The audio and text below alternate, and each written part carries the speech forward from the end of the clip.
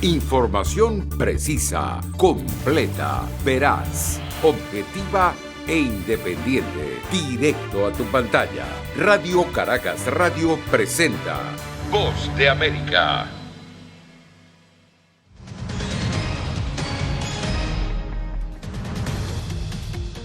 Alertan sobre acciones antidemocráticas del presidente Trump para revertir resultados electorales. Administración Biden continúa conformando su equipo de trabajo mientras avanza con el plan de transición de gobierno. Además, Estados Unidos sigue retrocediendo hacia los peores días de la pandemia, 2.000 muertos por coronavirus en un solo día. Y UNICEF hace un millonario llamado de ayuda para los centroamericanos.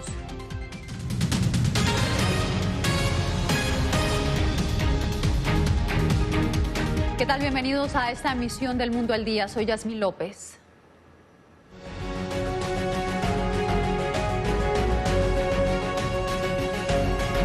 El presidente Donald Trump invitó este viernes a la Casa Blanca a legisladores republicanos de Michigan en momentos en los que lo rodean denuncias de supuestas acciones antidemocráticas para dejar sin efecto la voluntad popular expresada en las pasadas elecciones. Jorge Agobián nos acompaña en vivo desde la Casa Blanca. Jorge, ¿qué ha trascendido de esta reunión?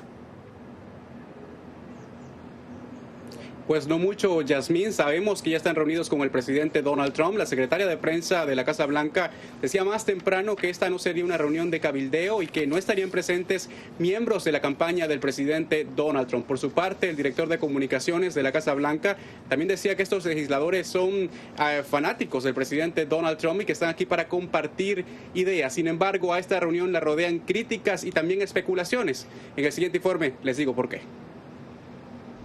They elected Donald Trump. La campaña de Donald Trump retiró su demanda en Michigan mientras el equipo legal concentra sus esfuerzos en evitar una certificación de votos agendada para el lunes, citando presuntas irregularidades. Legisladores republicanos como Mitt Romney han advertido que Trump busca dilatar las certificaciones, lo que podría dejar en manos de las legislaturas estatales la determinación de los electores. El presidente ha recurrido ahora a la presión abierta sobre los funcionarios estatales y locales para subvertir la voluntad del pueblo y anular las elecciones. Es difícil imaginar una acción peor y más antidemocrática por parte de un presidente estadounidense en funciones. Trump desestimó las declaraciones de Romney, a quien llamó un republicano solo de nombre. En Michigan, la elección podría terminar a favor de Trump si la mayoría republicana, parte de ella invitada este viernes a la Casa Blanca, decide dejar sin efecto la voluntad popular que se proyecta a favor de Joe Biden. La gobernadora de Michigan también sonó las alarmas. No puedo contarles todas las diferentes acciones que están contemplando, pero le imploro a la gente a que ponga al país por encima del partido y cumpla la voluntad del pueblo. That could have been Mickey Mouse. La campaña republicana denunció un supuesto plan premeditado por los demócratas para beneficiar a Joe Biden, precisamente en estados donde Trump habría perdido. That numbers don't lie. En Georgia, donde el demócrata fue declarado ganador, tras un recuento manual de todas las boletas, también apuestan por evitar la certificación de los votos y han adelantado que pedirán un nuevo recuento. Por ahora, los votos de Georgia fueron certificados por el secretario de Estado de esa entidad. Por su parte, el proyectado presidente electo de Estados Unidos, Joe Biden, ha criticado las denuncias de supuesto fraude, diciendo que son extremadamente peligrosas para la institucionalidad y la creencia en la democracia estadounidense. Seguiremos atentos a lo que suceda, Jorge. Gracias.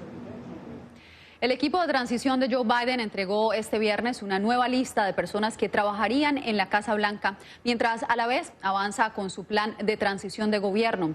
En esta jornada, el proyectado presidente de Estados Unidos recibió en Delaware al liderazgo demócrata en el Congreso. Celia Mendoza tiene más detalles de las últimas declaraciones de Joe Biden. Adelante, Celia. Yasmín, así es. Sabemos que hoy en su cumpleaños número 78 se reunió en el Teatro Queen en Wilmington, Delaware, con los líderes demócratas Nancy Pelosi y Chuck Schumer.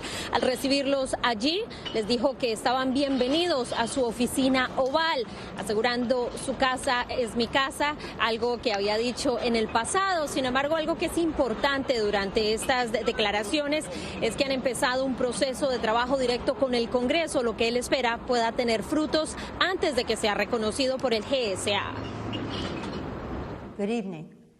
La presidenta de la Cámara de Representantes, Nancy Pelosi, y el senador demócrata Chuck Schumer, líder de la minoría demócrata en el Senado, se reunieron este viernes en persona en Wilmington, Delaware, con el proyectado presidente electo Joe Biden.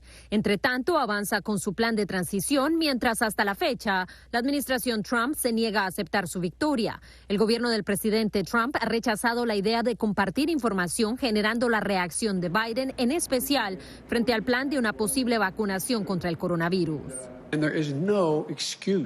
No hay excusa para no compartir los datos y que nos dejen empezar el plan, porque en el primer día nos va a llevar tiempo si no tenemos acceso a todos estos datos. Nos va a retrasar por lo menos un mes o más, y eso son vidas. Biden indicó que por ahora no iniciarán acción legal, aunque no la descartó, insistiendo en la necesidad de actuar para enfrentar la crisis sanitaria y económica que afecta a los estadounidenses.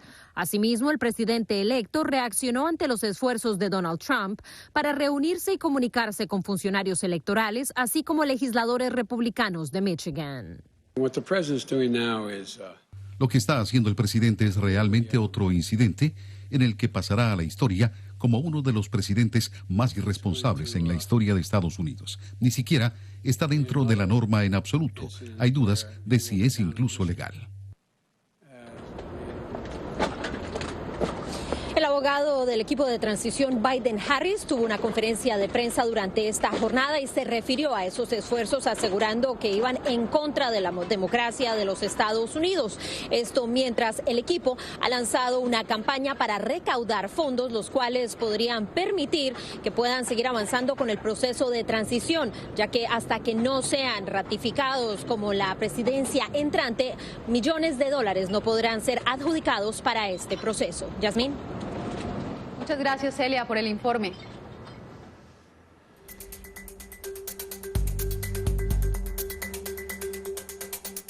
El avance de la nueva ola de contagios de COVID-19 en Texas sigue causando estragos en la ciudad de El Paso, donde las autoridades han tenido que tomar medidas extraordinarias para manejar la situación.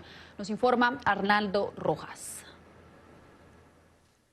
En El Paso, Texas, el número de fallecidos por COVID-19 ya rebasó la capacidad del personal sanitario.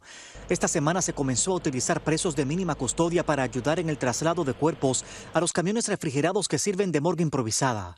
En los últimos días, los registros de nuevos casos del novel coronavirus en esta ciudad del oeste de Texas han mostrado un tímido descenso, pero el número de aquellos que terminan en el hospital sigue siendo muy alto.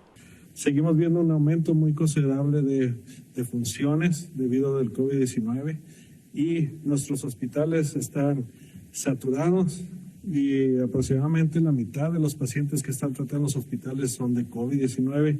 En el intento de frenar el avance del virus, el gobierno local intentó sin éxito ordenar el cierre de negocios no esenciales, pero el Estado retó la medida en los tribunales. No vamos a tener más cierres en el estado de Texas. Vamos a concentrarnos en trabajar para sanar a aquellas personas afectadas por el COVID-19, retirarlos de los hospitales rápidamente y asegurarnos de que vuelvan a sus vidas normales. Así lo dijo el gobernador Greg Abbott a un programa radial esta semana, aun cuando los contagios siguen en aumento en casi todo el estado y algunos líderes locales exigen medidas más restrictivas para paliar la crisis. Sabemos qué hacer, solo tenemos que hacerlo y debemos hacerlo ahora. Este jueves, Texas reportó 12.200 casos nuevos y sobre 200 fallecimientos. Arnaldo Rojas, Voz de América, Houston. Mientras tanto, California está viviendo el más rápido y alarmante contagio de COVID-19 desde el inicio de la pandemia. Hay nuevas restricciones y toque de queda a nivel estatal. Verónica Villafañe nos dice que en el condado de Los Ángeles, en donde el jueves se registraron cifras récord de casos, los latinos, quienes además son los que están en mayor riesgo de infección y muerte, están preocupados. El promedio de nuevos casos diarios en California subió a más de 10.500 en los últimos 7 días, un alza del 117% de hace 2 semanas, y las hospitalizaciones subieron 67%. Ante la propagación más rápida del virus desde el inicio de la pandemia, el gobernador Gavin Newsom ordenó un toque de queda limitado de 10 de la noche a 6 de la mañana en todo el estado. El doctor Gil Chávez explica la necesidad de la acción. Para disminuir la ola de incremento de los casos y evitar que tengamos que tomar medidas más agudas más tarde y sobre todo para proteger la capacidad de nuestros hospitales para que aquellos que necesitan atención puedan recibirla prontamente. En el condado de Los Ángeles se reportaron más de 5.000 nuevos casos de COVID-19 el jueves, un nuevo récord. De tener 3 días más con cifras que lleven a un promedio de 4.500, se iniciará una orden de permanecer en casa total, como la realizada en marzo. La situación preocupa a latinos, muchos de los cuales son trabajadores esenciales y corren mayor riesgo de infección y muerte por COVID-19, como Ramón Gómez, que estuvo hospitalizado tras contraer el coronavirus. Se siente uno atemorizado porque muchos han muerto. No es un juego, es cosa seria, pero estoy aquí para contarlo. Me preocupa por mi mamá y por todos. Si todos entendiéramos y lleváramos las reglas como son, pues qué bueno para ir evitando. El toque de queda en Los Ángeles comienza hoy y a nivel estatal a partir de mañana por las próximas 3 semanas. Verónica Villafañe, Voz de América, Los Ángeles. Este viernes, Pfizer y su aliada alemana BioNTech solicitaron autorización gubernamental de emergencia para suministrar la vacuna contra el coronavirus en Estados Unidos. José Pernalete nos dice que este anuncio ocurre cuando en la nación se produjeron más de 2.000 muertes en un solo día. Cuenta regresiva en Estados Unidos ante la solicitud a la Administración de Alimentos y Medicamentos, FDA, por sus siglas en inglés, por parte de Pfizer y la empresa aliada alemana BioNTech para el uso de emergencia de su vacuna contra el COVID-19. A través de Twitter, BioNTech publicó lo siguiente. Presentamos nuestra primera solicitud en Estados Unidos para la autorización del uso de emergencia de la vacuna candidata. Esperamos poder proporcionar datos continuamente a varias autoridades reguladoras como parte de nuestro continuo proceso de revisión. Ambas compañías han asegurado que pueden tener 50 millones de dosis de la vacuna para inmunizar a 25 millones de personas en todo el mundo este año 2020. Se trata de 2 inyecciones cuyas pruebas en fase 3 han superado el 95% de efectividad. Este anuncio sucede al mismo tiempo en que en Estados Unidos se registra una cifra preocupante. En 24 horas se contabilizaron más de 2.000 fallecimientos por causas subyacentes al coronavirus, una marca no generada desde el pasado mes de mayo, según datos de la Universidad Johns Hopkins. En los últimos 7 días hemos visto más de 1 millón de casos reportados de COVID-19. También hemos visto un aumento drástico en las hospitalizaciones y también un aumento en las muertes. De acuerdo a esta base de datos, Estados Unidos lidera la lista mundial con mayor número de infecciones, con más de 11.740.000 personas contagiadas. Le siguen India, Brasil y Francia. José Pernalete, Voz de América, Miami.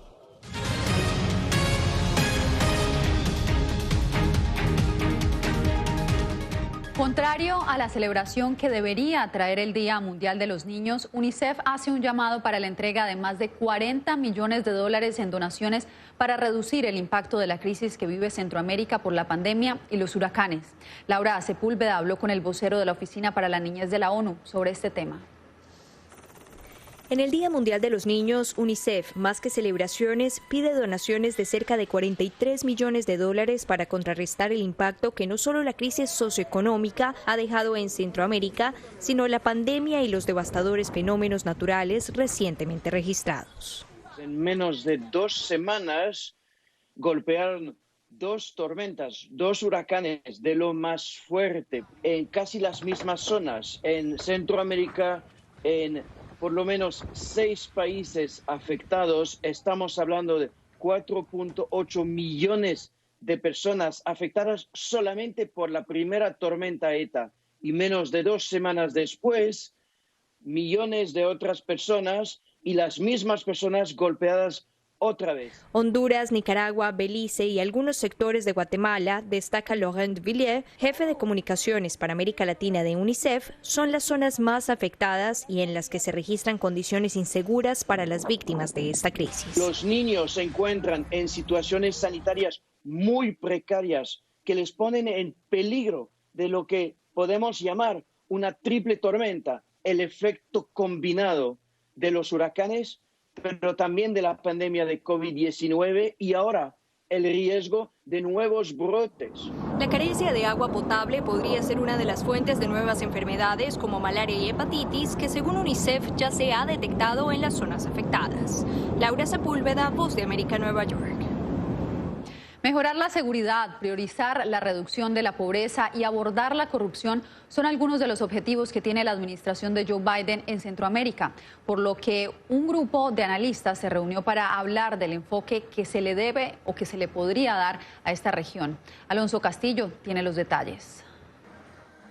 Violencia, pobreza, impunidad y corrupción son algunas de las realidades que los expertos detectan en Centroamérica y que fueron analizadas en el seminario organizado por la Universidad Internacional de la Florida. Para Claudia Paz y Paz, directora del Programa para Centroamérica y México del Centro por la Justicia y el Derecho Internacional, el fortalecimiento del sistema de justicia regional debe ir acompañado de esfuerzos internacionales en contra de la impunidad y de la corrupción.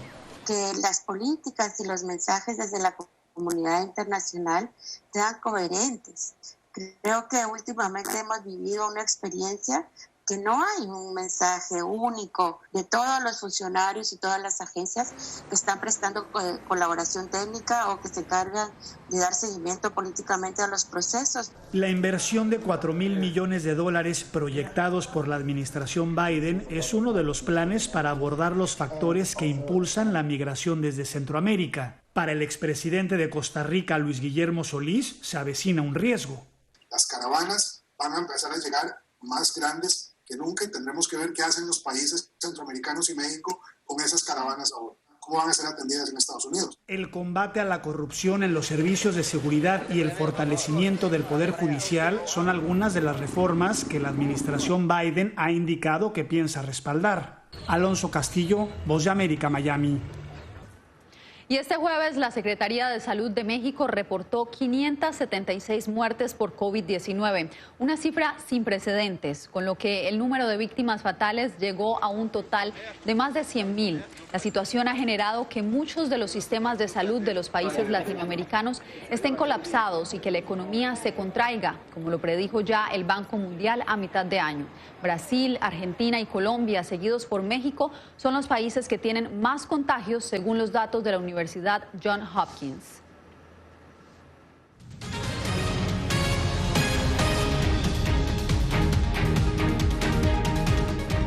Gracias por seguir con nosotros. Un 60% de los venezolanos no respalda ni al gobierno ni a la dirigencia opositora, según una encuesta de la firma Data Analysis.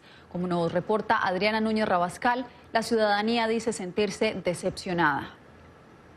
Quiero destacar además la falta de unidad y estrategia en la oposición y las decisiones económicas atribuidas al oficialismo son, según la encuestadora Data Analysis, las principales causas por las que la mayoría de la población rechaza a la dirigencia política. Ni el gobierno ni la oposición están atrayendo y convenciendo. Y lo que los agrupa a los dos, lo que explica el fracaso del estamento político, partidista, gubernamental en general, es que ellos están trabajando en función de su interés propio. Ninguno de los líderes sale bien valorado en el estudio de Data Analysis. La evaluación positiva del presidente interino Juan Guaidó bajó de un 61% en enero de 2019 a un 27% en septiembre de este año. Por su parte, el mandatario en disputa, Nicolás Maduro, apenas tiene un 14% de aprobación de su gestión. Estoy desilusionada con todo, porque aquí no tenemos apoyo de nada. Oye, yo me identificaba mucho con los chavistas, pero ya estoy decepcionado de eso, ¿me entiendes? En opinión del director de la firma Data Analysis, el panorama es propicio para la aparición de una figura emergente, o lo que se conoce como un outsider, pero dice enfrentaría una serie de dificultades. No tiene manera de triunfar por la falta de maquinaria, pero además si llegara sin maquinaria, no tiene forma de gobernar. Adriana Núñez Rabascal, Voz de América, Caracas. Ecuador y Estados Unidos aceleran diálogos para alcanzar antes de fin de año un acuerdo de primera fase como el paso inicial para un futuro tratado comercial ampliado. Néstor Aguilera desde Quito nos cuenta la relevancia del anuncio.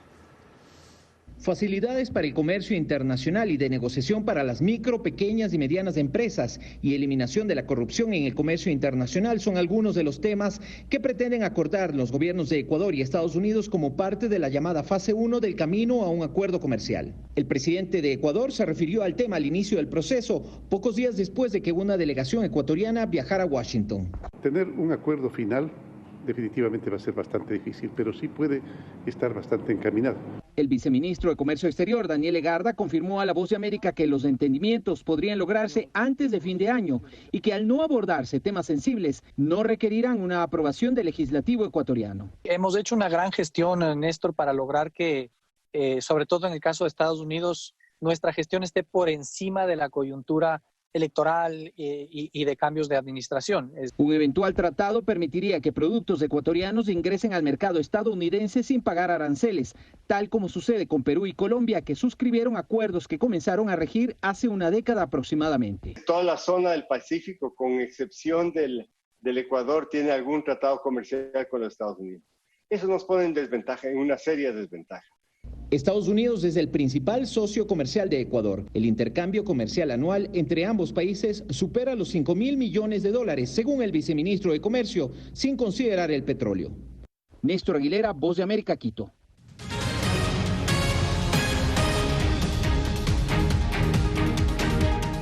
En Bolivia, una madre trabajadora muestra su talento reciclando metal y transformándolo en verdaderas obras de arte. Fabiola Chambi nos trae su historia.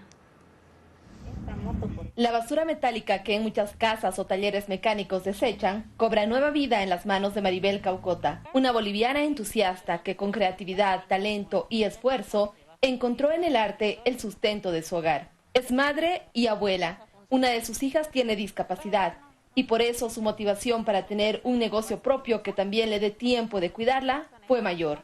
No fue fácil, me costó, como en todo negocio, a todos nos cuesta iniciar. Pero aquí estoy, haciendo lo que más me gusta y tratar también de aliviar al medio ambiente porque de eso se trata, ¿no? Reciclar. Un tractor, un dragón, una locomotora, una guitarra, cualquier figura real o imaginaria e incluso objetos útiles como una silla. Nada es imposible en las manos de Maribel. Yo aprendí sola, eso quiero que quede bien claro, no he estudiado arte en ningún lado, pero siempre he sido bien minuciosa, curiosa, me gustó ver las cosas y hacerlas al mismo tiempo. Yo creo que eso ha sido que me ha ayudado mucho en la iniciativa que he tomado de hacer arte en metal. Maribel tiene grandes proyectos, como adornar con sus creaciones las plazas de Cochabamba, la ciudad en la que vive. Pero también quiere retomar su carrera y ser abogada. Sus ojos brillan cuando habla de sus sueños, porque está convencida de que con trabajo arduo y dedicación serán posibles. Fabiola Chambi, Voz de América, Cochabamba. Qué buen trabajo el de Maribel.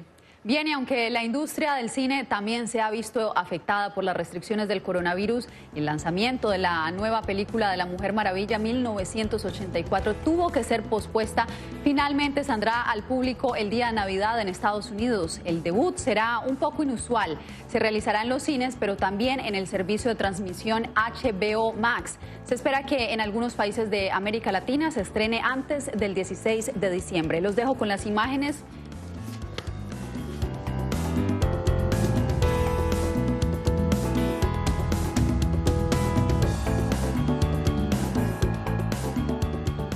Información precisa, completa, veraz, objetiva e independiente. Directo a tu pantalla. Voz de América en RCR 750.